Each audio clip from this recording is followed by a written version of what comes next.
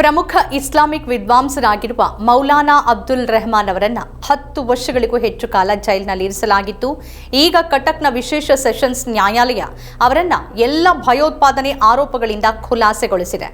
3 ಪ್ರತ್ಯೇಕ ಪ್ರಕರಣಗಳಲ್ಲಿ ರೆಹಮಾನ್ ಅವರನ್ನು ಖುಲಾಸೆಗೊಳಿಸಲಾಗಿದೆ. ಮೌಲಾನಾ ಅಬ್ದುಲ್ ರೆಹಮಾನ್ ವಿರುದ್ಧ ಯಾವುದೇ ಪುರಾವೆಗಳಿಲ್ಲದೆ ಇದ್ದಾಗ ದೆಹಲಿ ಪೊಲೀಸರು ಒಡಿಶಾದ ಜಗತ್ಪುರ ಪೊಲೀಸ್ ಠಾಣೆ ಪ್ರದೇಶದಿಂದ ಅವರನ್ನು ಹೇಗೆ ಬಂಧಿಸಿದ್ರು? ಭಾರತದಲ್ಲಿ ಅಲ್ ಖೈದಾ ಜಾಲವನ್ನು ಹರಡಿದ ಆರೋಪ ಹೊರಿಸಿ 2015ರಲ್ಲಿ ಅವರನ್ನು ಬಂಧಿಸಲಾಯಿತು. ಜಗತ್ಪುರದ ರೆಹಮಾನ್ ಅವರು ಭಾರತದಲ್ಲಿ ಅಲ್ ಖೈದಾ ಜಾಲಕ್ಕಾಗಿ ಕೆಲಸ ಮಾಡ್ತಿದ್ದಾರೆ ಅನ್ನೋ ಸುದ್ದಿ ಹರಡಿತ್ತು. ಅವರು ಅರೇಬಿಕ್ ಭಾಷೆಯಲ್ಲಿ PhD ಪದವಿಯನ್ನು ಪಡೆದಿದ್ದಾರೆ. ದಿಯೋಬಂದ್ ವಿಶ್ವವಿದ್ಯಾನಿಲಯದಲ್ಲಿ ಅಧ್ಯಯನ ಮಾಡಿದ ಅವರು ಕಟಕ್ ಜಿಲ್ಲೆಯಲ್ಲಿ ಮದ್ರಸಾ ನಡೆಸ್ತಾ ಇದ್ರು. ಪುರಾವೆಗಳಿರಲಿ ಇಲ್ಲದೆ ಇರಲಿ, ಇವತ್ತಿನ ಭಾರತದಲ್ಲಿ ಮಡಿಲ ಮಾಧ್ಯಮಗಳು ಮತ್ತು ಪೊಲೀಸರು ಯಾರನ್ನಾದರೂ ಭಯೋತ್ಪಾದಕ ಅಂತ ಬ್ರಾಂಡ್ ಮಾಡೋದು ಎಂತಹ ಘೋರ ಸ್ಥಿತಿ ಅಲ್ವಾ? ರೆಹಮಾನ್ ಅವರನ್ನ 10 ವರ್ಷಗಳಿಗೂ ಹೆಚ್ಚು ಕಾಲ ಜೈಲಿನಲ್ಲಿ ಕೊಳೆಯುವಂತೆ ಮಾಡಲಾಯಿತು. ಈಗ ನ್ಯಾಯಾಲಯ ಅಬ್ದುಲ್ ರೆಹಮಾನ್ ಅವರನ್ನ ಭಯೋತ್ಪಾದನಾ ಪ್ರಕರಣದಲ್ಲಿ ಖುಲಾಸೆಗೊಳಿಸಿದೆ. ಜಮಿಯತ್ ಉಲೇಮಾ ಎ ಹಿಂದ್ ಕಾನೂನು ಹೋರಾಟವನ್ನು ನಡೆಸಿತು. ಹಿರಿಯ ಸುಪ್ರೀಂ ಕೋರ್ಟ್ ವಕೀಲೆ ನಿತ್ಯಾ ರಾಮಕೃಷ್ಣನ್ ಈ ಪ್ರಕರಣವನ್ನು ವಾದಿಸಿದ್ರು. ರೆಹಮಾನ್ ಯಾವುದೇ ಭಯೋತ್ಪಾದಕ ಚಟುವಟಿಕೆಯಲ್ಲಿ ಭಾಗಿಯಾಗಿದ್ದಾರೆ ಅನ್ನೋದನ್ನ ಸಾಬೀತುಪಡಿಸೋದಕ್ಕೆ ಯಾವುದೇ ಪುರಾವೆಗಳಿಲ್ಲ ಅಂತ ಸೆಷನ್ಸ್ ನ್ಯಾಯಾಲಯದ ನ್ಯಾಯಾಧೀಶ ಮಾನಸ್ ರಂಜನ್ ಬಾರಿಕ್ ತಮ್ಮ ತೀರ್ಪಿನಲ್ಲಿ ಬರೆದಿದ್ದಾರೆ ಅಂತ ವರದಿಗಳು ಹೇಳಿವೆ. 10 ವರ್ಷಗಳಲ್ಲಿ ಯಾವುದೇ ಪುರಾವೆಗಳು ಸಿಗದೇ ಇದ್ದಾಗ ನಮ್ಮ ಪೊಲೀಸ್ ವ್ಯವಸ್ಥೆ ಹೇಗೆ ಕೆಲಸ ಮಾಡ್ತಾ ಇದೆ? ಪುರಾವೆಗಳೇ ಇಲ್ಲದೆ ಇರುವಾಗ ಅವರನ್ನು ಹೇಗೆ ಬಂಧಿಸಲಾಯಿತು ಮತ್ತು 10 ವರ್ಷಗಳ ಕಾಲ ಅವರ ಬದುಕಿನ ಅಮೂಲ್ಯ ಸಮಯ ಯಾಕೆ ಜೈಲಿನಲ್ಲಿ ನಾಶವಾಗುವಂತೆ ಮಾಡಲಾಯಿತು? ಭಯೋತ್ಪಾದನಾ ಪ್ರಕರಣದಲ್ಲಿ ಯಾರನ್ನಾದರೂ ಬಂಧಿಸುವ ಮೊದಲು ಯಾವ ರೀತಿ ನಿರ್ಧಾರವನ್ನು ತೆಗೆದುಕೊಳ್ಳಲಾಗುತ್ತೆ? ಅಲ್ ಖೈದಾ ಪರ ಕೆಲಸ ಮಾಡ್ತಿದ್ದಾರೆ ಅಂತ ಅವರನ್ನ ಬಂಧಿಸೋಕೆ ದೆಹಲಿಯಿಂದ ಹೋದ ಪೊಲೀಸರ ಬಳಿ ಆಧಾರಗಳಿರಬೇಕಿತ್ತು. ಅಷ್ಟು ದೊಡ್ಡ ಆರೋಪ ಹೊರಿಸುವಾಗ ಅಷ್ಟೇ ಪ್ರಬಲ ಪುರಾವೆಗಳು ಪೊಲೀಸರ ಬಳಿ ಇರಬೇಕಿತ್ತು. ಆದರೆ ಅಂತಹ ಯಾವ ಪುರಾವೆಗಳು ಇಲ್ದಿರುವಾಗಲೂ ಒಬ್ಬ ವ್ಯಕ್ತಿಯ ಜೀವನ ರಾತ್ರೋರಾತ್ರಿ ನಾಶವಾಗುತ್ತೆ ಮತ್ತು 10 ವರ್ಷಗಳಲ್ಲಿ ದೆಹಲಿ ಪೊಲೀಸರು ಒಂದೇ ಒಂದು ಪುರಾವೆ ನೀಡೋದಕ್ಕೆ ಸಾಧ್ಯ ಆಗಲಿಲ್ಲ. ರೆಹಮಾನ್ ಅವರ ಮದ್ರಸಾದಲ್ಲಿ ಓದ್ತಿರುವ ಯಾವುದೇ ವಿದ್ಯಾರ್ಥಿ ಭಯೋತ್ಪಾದಕ ಚಟುವಟಿಕೆಗಳಲ್ಲಿ ಭಾಗಿಯಾಗಿದ್ದಾನೆ ಅಥವಾ ಯಾವುದೇ ಸಂಘಟನೆಯೊಂದಿಗೆ ಸಂಬಂಧ ಹೊಂದಿದ್ದಾನೆ ಅನ್ನೋದಕ್ಕೆ ಯಾವುದೇ ಪುರಾವೆಗಳು ಕಂಡು ಬಂದಿಲ್ಲ ಅಂತ ತನಿಖಾಧಿಕಾರಿಯ ವಿಚಾರಣೆ ಸಮಯದಲ್ಲಿ ಒಪ್ಕೊಂಡ್ರು. ಯಾವುದೇ ದಾಖಲೆಗಳು ಕಂಡು ಬಂದಿಲ್ಲ, ಆಯುಧವೂ ಇಲ್ಲ. ಆದರೂ ರೆಹಮಾನ್ ಅವರನ್ನ ಭಯೋತ್ಪಾದಕ ಅನ್ನೋ ನೆಪದಲ್ಲಿ 10 ವರ್ಷಗಳಿಗಿಂತ ಹೆಚ್ಚು ಕಾಲ ಜೈಲಿನಲ್ಲಿ ಇರಿಸಲಾಗಿತ್ತು. ರೆಹಮಾನ್ ಯಾರನ್ನಾದರೂ ಭಯೋತ್ಪಾದಕ ಚಟುವಟಿಕೆಗಳಲ್ಲಿ ತೊಡಗಿಸಿಕೊಳ್ಳೋಕೆ ಪ್ರಚೋದಿಸಿದ್ದಾರೆ ಅನ್ನೋದಕ್ಕೆ ಯಾವುದೇ ಪುರಾವೆಗಳು ಇರಲಿಲ್ಲ. ಯಾವುದೇ ಪುರಾವೆಗಳು ಇಲ್ಲದೆ ಇದ್ದಾಗಲೂ ರೆಹಮಾನ್ ಅವರ ಜಾಮೀನು ಅರ್ಜಿಯನ್ನ 10 ವರ್ಷಗಳ ಕಾಲ ಯಾಕೆ ವಿರೋಧ ಮಾಡಲಾಯಿತು? ಜಾಮೀನು ಅರ್ಜಿ ಸುಪ್ರೀಂ ಕೋರ್ಟ್ಗೆ ತಲುಪಿತು. ನಂತರ ನ್ಯಾಯಾಲಯ 2 ತಿಂಗಳ ಒಳಗೆ ವಿಚಾರಣೆಯನ್ನು ಪೂರ್ಣಗೊಳಿಸೋಕೆ ಸೆಷನ್ಸ್ ನ್ಯಾಯಾಲಯಕ್ಕೆ ಆದೇಶಿಸಿತು. ಈಗ ರೆಹಮಾನ್ ಅವರನ್ನ ಖುಲಾಸೆಗೊಳಿಸಲಾಗಿದೆ. 10 ವರ್ಷಗಳಿಂದ ವಿಚಾರಣೆ ನಡೆದಿದ್ದು ಜಾಮೀನನ್ನು ನಿರಾಕರಿಸಲಾಗಿತ್ತು. ಸಾಕ್ಷ್ಯಾಧಾರಗಳಿಲ್ಲದೆ ಒಬ್ಬ ವ್ಯಕ್ತಿಯನ್ನ ಜೈಲಿನಲ್ಲಿ ಇರಿಸಲಾಗಿತ್ತು. ಇದಲ್ಲದೆ 2023ರಲ್ಲಿ ಪಟಿಯಾಲ ಹೌಸ್ ಕೋರ್ಟ್ ಅಬ್ದುಲ್ ರೆಹಮಾನ್ ಮತ್ತು ಇತರ 3 ಮೇಲೆ UAPA ಸೆಕ್ಷನ್ಗಳ ಅಡಿಯಲ್ಲಿ ಆರೋಪ ಹೊರಿಸಿತು. ಅವರು ಪಿತೂರಿ ಮತ್ತು ಭಯೋತ್ಪಾದಕ ಚಟುವಟಿಕೆಗಳಿಗೆ ಪ್ರಚೋದಿಸಿದ ಪ್ರಕರಣದಲ್ಲಿ ತಪ್ಪಿತಸ್ಥರು ಅಂತ ಕಂಡು ಬಂದಿತ್ತು. ಈ ಪ್ರಕರಣದಲ್ಲಿ ರೆಹಮಾನ್ ತಮ್ಮ ಶಿಕ್ಷೆ ಪೂರ್ಣಗೊಳಿಸಿದ್ರು. ಆದರೆ 2015ರ ಒಡಿಶಾ ಪ್ರಕರಣ ಇನ್ನೂ ಬಾಕಿ ಇದ್ದ ಕಾರಣ ಅವರು ಜೈಲಿನಲ್ಲೇ ಉಳಿಬೇಕಾಯಿತು. ನವೆಂಬರ್ 2025ರಲ್ಲಿ ಒಡಿಶಾ ಹೈಕೋರ್ಟ್ ಅವರ ಜಾಮೀನು ಅರ್ಜಿಯನ್ನು ತಿರಸ್ಕರಿಸಿತು. ಆದರೆ ವಿಚಾರಣೆಯನ್ನು ತ್ವರಿತಗೊಳಿಸೋಕೆ ಮತ್ತು ವಿಚಾರಣೆಯನ್ನು ಸಾಧ್ಯವಾದಷ್ಟು ಬೇಗ ಮುಕ್ತಾಯಗೊಳಿಸೋಕೆ ವಿಚಾರಣಾ ನ್ಯಾಯಾಲಯಕ್ಕೆ ಆದೇಶಿಸಿತು. ಇದರ ನಂತರ ಸುಪ್ರೀಂ ಕೋರ್ಟ್ ವಿಚಾರಣೆಗೆ ಆದೇಶ ಕೊಡ್ತು. ಈಗ ರೆಹಮಾನ್ ಎಲ್ಲ ಪ್ರಕರಣಗಳಿಂದ ಮುಕ್ತರಾಗಿದ್ದಾರೆ. 2016ರಲ್ಲಿ ರೆಹಮಾನ್ ಅವರನ್ನ UAPA ಅಡಿಯಲ್ಲಿ ಆರೋಪ ಹೊರಿಸಿ ಜಾರ್ಖಂಡ್ನ ಬಿಸ್ತುಪುರದಲ್ಲಿ ಬಂಧಿಸಲಾಯಿತು.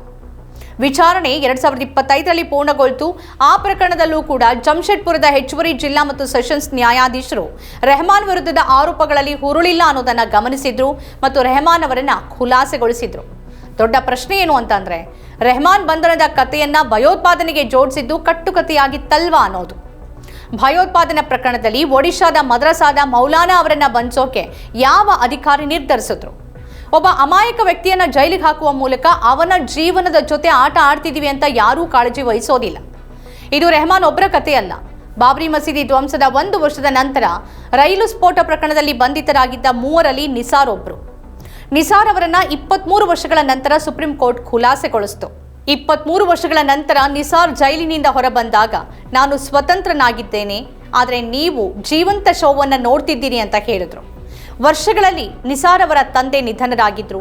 ನಿಸಾರ್ ಅವರ ಇಡೀ ಯೌವನ ಜೈಲಿನಲ್ಲೇ ಕಳೆದು ಹೋಗಿತ್ತು. ಕರ್ನಾಟಕದ ಗುಲ್ಬರ್ಗಾ ನಿವಾಸಿ ನಿಸಾರ್ ಆಗ 20 ವರ್ಷ ವಯಸ್ಸಿನವರಾಗಿದ್ದರು. ಅವರು ಬಿಡುಗಡೆಯಾದಾಗ ಅವರಿಗೆ 43 ವರ್ಷ ವಯಸ್ಸಾಗಿತ್ತು. ನಿಸಾರ್ 8150 ದಿನಗಳನ್ನು ಜೈಲಿನಲ್ಲಿ ಕಳೆದರು. ಕಮಲ್ ಅಹಮದ್ ಮೊಹಮ್ಮದ್ ವಕೀಲ್ ಅನ್ಸಾರಿ, ಮೊಹಮ್ಮದ್ ಫೈಸಲ್ ಅತೌರ್ ರೆಹಮಾನ್ ಶೇಖ್, ಎಹ್ತೇಶಾಮ್ ಕುತುಬುದ್ದೀನ್ ಸಿದ್ದಿಕಿ, ನವೀರ್ ಹುಸೇನ್ ಖಾನ್ ರಶೀದ್, ಆಸಿಫ್ ಖಾನ್ ಬಶೀರ್ ಖಾನ್, ತನ್ವೀರ್ ಅಹಮದ್ ಮೊಹಮ್ಮದ್ ಇಬ್ರಾಹಿಂ ಅನ್ಸಾರಿ, ಮೊಹಮ್ಮದ್ ಮಜೀದ್ ಮೊಹಮ್ಮದ್ ಶಫಿ, ಶೇಖ್ ಮೊಹಮ್ಮದ್ ಅಲಿ ಆಲಂ, ಮೊಹಮ್ಮದ್ ಸಾಜಿದ್ ಮಾರ್ಗೂಬ್ ಅನ್ಸಾರಿ, ಮುಜಮ್ಮಿಲ್ ಅತೌರ್ ರೆಹಮಾನ್ ಶೇಖ್, ಸುಹೇಲ್ ಮೊಹಮ್ಮದ್ ಶೇಖ್, ಜಮೀರ್ ಅಹಮದ್ ಲತೀಫ್ ಉರ್ ರೆಹಮಾನ್ ಶೇಖ್ ಈ 12 ಜನರನ್ನ ಜುಲೈ 2006ರಲ್ಲಿ ಮುಂಬೈನಲ್ಲಿ ನಡೆದ ಹಲವಾರು ಬಾಂಬ್ ಸ್ಫೋಟಗಳ ಆರೋಪದ ಮೇಲೆ ಬಂಧಿಸಲಾಯಿತು. ಸುಮಾರು 19 ವರ್ಷಗಳ ಕಾಲ ಜೈಲಿನಲ್ಲಿ ಕಳೆದ ನಂತರ ಇವರನ್ನ ಖುಲಾಸೆಗೊಳಿಸಲಾಯಿತು. 19 ವರ್ಷಗಳ ಕಾಲ ಯಾರಿಗೂ ಒಂದು ದಿನವೂ ಜಾಮೀನು ಸಿಗಲಿಲ್ಲ. ಮಕೋಕಾ ಕೋರ್ಟ್ 5 ಜನರಿಗೆ ಮರಣದಂಡನೆಯನ್ನೂ ವಿಧಿಸಿತು, 7 ಜನರಿಗೆ ಜೀವಾವಧಿ ಶಿಕ್ಷೆಯನ್ನೂ ವಿಧಿಸಿತ್ತು. ಆದರೆ ಬಾಂಬೆ ಹೈಕೋರ್ಟ್ ಪೀಠ ಪ್ರಕರಣವನ್ನು 75 ಬಾರಿ ಆಲಿಸಿದ ನಂತರ ಪೊಲೀಸರು ಸಿದ್ಧಪಡಿಸಿದ 44,500 ಪುಟಗಳ ದಾಖಲೆಗಳಲ್ಲಿ ಒಂದೂ ಸಹ ಅವರ ತಪ್ಪನ್ನು ಸಾಬೀತುಪಡಿಸೋಕೆ ಸಾಧ್ಯವಾಗಿಲ್ಲ ಅಂತ ಕಂಡುಕೊಳ್ತು. ಯಾವುದೇ ಪುರಾವೆಗಳಿಲ್ಲದೆ, ಯಾವುದೇ ಕಾರಣ ಇಲ್ಲದೆ 12 ಜನರ ಜೀವನ ನಾಶ ಆಯಿತು. ಹಾಗಾದರೆ ನಿಜವಾದ ಅಪರಾಧಿಗಳು ಎಲ್ಲಿ ಹೋದರು? ಸೂರತ್ನಲ್ಲಿ ಇದೇ ರೀತಿಯ ಘಟನೆ ಸಂಭವಿಸಿತು. ಡಿಸೆಂಬರ್ 2001ರಲ್ಲಿ ನಿಷೇಧಿತ ಸಂಘಟನೆ ಸಿಮಿಯ ಸದಸ್ಯರು ಮತ್ತು ಅದರ ಬ್ಯಾನರ್ ಅಡಿಯಲ್ಲಿ ಸೂರತ್ನಲ್ಲಿ ಸಭೆಗಳನ್ನು ನಡೆಸುತ್ತಿದ್ರು ಅನ್ನೋ ಕಾರಣಕ್ಕಾಗಿ 127 ಜನರನ್ನ UAPA ಅಡಿಯಲ್ಲಿ ಬಂಧಿಸಲಾಯಿತು. ಪ್ರಕರಣ 20 ವರ್ಷಗಳ ಕಾಲ ನಡೆಯಿತು ಮತ್ತು ಎಲ್ಲರನ್ನೂ ಖುಲಾಸೆಗೊಳಿಸಲಾಯಿತು. ವಿಚಾರಣೆ ಸಮಯದಲ್ಲಿ 5 ಜನ ಸಾವನ್ನಪ್ಪಿದ್ರು. ಈ ಪ್ರಕರಣದಲ್ಲೂ ಕೂಡ ತನಿಖಾ ಸಂಸ್ಥೆ ಈ ಜನ ಸಿಮಿಯ ಸದಸ್ಯರು ಅಥವಾ ಅದರ ಚಟುವಟಿಕೆಗಳನ್ನು ಪ್ರಚೋದಿಸುತ್ತಿದ್ದಾರೆ ಅಂತ ಸಾಬೀತುಪಡಿಸೋಕೆ ಸಾಧ್ಯ ಆಗಲಿಲ್ಲ. ಇದು ಯಾವ ರೀತಿ ವ್ಯವಸ್ಥೆ? ಇಂತಹ ಘೋರ ಅಪರಾಧ ಮಾಡೋಕೆ, ಜೈಲಿಗಟ್ಟಿ ಅಮಾಯಕರ ಬದುಕನ್ನೇ ನಾಶ ಮಾಡೋಕೆ ಯಾರ ಕೈಗಳು ಕೂಡ ನಡುಗೋದಿಲ್ವಾ?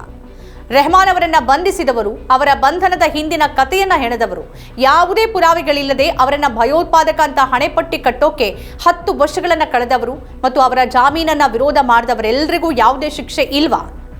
ಅಂಥವರಿಗೆ ಶಿಕ್ಷೆ ಆಗದೆ ಹೋದ್ರೆ ಈ ವಿಷಚಕ್ರ ಎಂದಿಗೂ ನಿಲ್ಲೋದಿಲ್ಲ. ಭಯೋತ್ಪಾದನೆ ಆರೋಪದ ಮೇಲೆ ಬಂಧಿತರಾದ ಅನೇಕ ಜನರಿದ್ದಾರೆ ಮತ್ತು ಯಾವುದೇ ಪುರಾವೆಗಳು ಸಿಗದ ಕಾರಣ ವರ್ಷಗಳ ಕಾಲ ಜೈಲಿನಲ್ಲಿ ಕಳೆದ ನಂತರ ಖುಲಾಸೆಗೊಂಡಿದ್ದಾರೆ. ರೆಹಮಾನ್ ಎಂಬ ಹೆಸರಿನ ಯಾರನ್ನಾದರೂ ಬಂಧಿಸಿದಾಗ ಎಲ್ಲೆಡೆ ಸುದ್ದಿ ಪ್ರಕಟ ಆಗುತ್ತೆ. ಎಲ್ಲ ಚಾನೆಲ್ಗಳಲ್ಲೂ ದಿನಗಟ್ಟಲೆ ಅದೇ ಸುದ್ದಿ, ಅದೇ ಚರ್ಚೆ ಆಗುತ್ತೆ. ಇಡೀ ಮುಸ್ಲಿಂ ಸಮುದಾಯ, ಇಸ್ಲಾಂ, ಕುರಾನ್ ಎಲ್ಲವೂ ಕಟಕಟೆಗೆ ಬರುತ್ತೆ. ಆದರೆ ಅದೇ ರೆಹಮಾನ್ ಖುಲಾಸೆ ಆದರೆ ಯಾವ ಚಾನೆಲ್ಗಳು ಆ ಬಗ್ಗೆ ಮಾತಾಡಲ್ಲ, ಇದರಲ್ಲಿ ಯಾರು ತಪ್ಪಿತಸ್ಥರು ಅಂತ ಕೇಳೋದಿಲ್ಲ. ಈಗ ರೆಹಮಾನ್ ನಿರಪರಾಧಿ ಅಂತ ಸಾಬೀತಾಯಿತು. ಆದರೆ ಪುರಾವೆಗಳಿಲ್ಲದೆ ಭಯೋತ್ಪಾದನೆ ಆರೋಪದ ಮೇಲೆ ಜೈಲಿನಲ್ಲಿ ಇರಿಸಿದಾಗ ಅವರ ಮನಸ್ಸು ಮತ್ತು ಹೃದಯದ ಮೇಲೆ ಆಗಿರುವ ಪರಿಣಾಮ ಎಂಥದ್ದಿರ್ಬೋದು? ಆ ನೆನಪುಗಳು ಮತ್ತು ಆತಂಕಗಳೊಂದಿಗೆ ಅವರು ಹೊರಗೆ ವಾಸ ಮಾಡೋದು ಸುಲಭ ಅಲ್ಲ. ಈ ದೇಶದಲ್ಲಿ ಯಾರ ಜೀವನವನ್ನಾದರೂ ಹೀಗೆ ಹಾಳು ಮಾಡೋದು ಯಾಕಿಷ್ಟು ಸುಲಭವಾಗ್ಬಿಟ್ಟಿದೆ? ಇಲ್ಲಿ ಕೊಲೆ, ಅತ್ಯಾಚಾರ ಮಾಡಿದ್ದು ಸಾಬೀತಾಗಿ ಜೈಲಿಗೆ ಹೋದ ರಾಮ್ ರಹೀಂ ಸಿಂಗ್ಗೆ ತಿಂಗಳುಗಟ್ಟಲೆ ಪೆರೋಲ್ ಸಿಗತ್ತೆ. ಆತ ಜೈಲಿನಲ್ಲಿ ಇರೋದಕ್ಕಿಂತ ಹೊರಗಡೆ ಸುತ್ತಾಡ್ಕೊಂಡಿರೋದೇ ಹೆಚ್ಚು. ಆದರೆ ರೆಹಮಾನ್ ಅಂತವರು ಒಮ್ಮೆ ಜೈಲಿಗೆ ಹೋದರೆ 10-20 ವರ್ಷಗಳ ಕಾಲ ವಿಚಾರಣೆ ನಡೆದು ನಿರಪರಾಧಿ ಅಂತ ಸಾಬೀತಾದರೆ ಮಾತ್ರ ಹೊರಗಡೆ ಬರೋದಕ್ಕೆ ಸಾಧ್ಯ. ಇಲ್ಲಿ ರಾಮ್ ರಹೀಂ ಸಿಂಗ್ ಅಪರಾಧಿ ಅಂತ ಸಾಬೀತಾಗಿ ಶಿಕ್ಷೆಯಾದ ಮೇಲೂ ಜೈಲಿನಿಂದ ಹೊರಗೆ ಬರಬಲ್ಲ. ಆದರೆ ರೆಹಮಾನ್ಗೆ ಅಪರಾಧ ಸಾಬೀತಾಗುವ ಮೊದಲೂ ಕೂಡ ಬಿಡುಗಡೆ ಭಾಗ್ಯ ಇಲ್ಲ. ವ್ಯವಸ್ಥೆ ಯಾರನ್ನಾದರೂ ಅವರ ಮನೆಗಳಿಂದ ಬಂಧಿಸಬಹುದು ಮತ್ತು ಬಯಸಿದ್ರೆ ಅವರನ್ನ ಜೈಲಿಗೆ ಹಾಕಬಹುದು ಅನ್ನುವಂತಾಗಿದೆ. ಈಗ ಬುಲ್ಡೋಸರ್ಗಳು ಯಾರ ಮನೆಯನ್ನಾದರೂ ಕೆಡವಬಹುದು.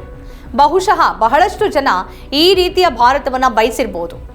ಆಳುವವರ ಮನಸ್ಸುಗಳು ಭ್ರಷ್ಟವಾದಾಗ ಅಮಾಯಕರು ಬಲಿ ಆಗ್ತಾನೆ ಇರ್ತಾರೆ, ಅವರ ಬದುಕು ಸರ್ವನಾಶ ಆಗ್ತಾನೆ ಇರುತ್ತೆ. ಇದು ಈಗಿನ ವಿಶೇಷ. ಈ ರೀತಿಯ ಬೇರೆ ಬೇರೆ ಕಾರ್ಯಕ್ರಮಗಳನ್ನು ತಾವು ನೋಡಬೇಕು ಅಂತಂದ್ರೆ ನಮ್ಮ ಚಾನೆಲ್ ಸಬ್ಸ್ಕ್ರೈಬ್ ಮಾಡಿ. ನಮಸ್ಕಾರ. ನಮ್ಮ ಕಾರ್ಯಕ್ರಮಗಳನ್ನ ನೀವು ನೋಡ್ತಾ ಇದ್ರೆ ನಮ್ಮ ಚಾನೆಲ್ ಅನ್ನ ಸಬ್ಸ್ಕ್ರೈಬ್ ಮಾಡಿ, ಪಕ್ಕದ ಬೆಲ್ ಐಕಾನ್ ಒತ್ತಿ ನಮ್ಮನ್ನ ಬೆಂಬಲಿಸಿ.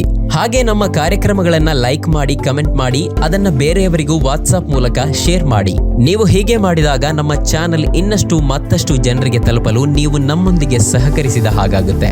ಇದು ನೀವು ಯಾವುದೇ ಖರ್ಚಿಲ್ಲದೆ ಕೆಲವೇ ಸೆಕೆಂಡುಗಳಲ್ಲಿ ನೀಡಬಹುದಾದ ಸಹಕಾರ.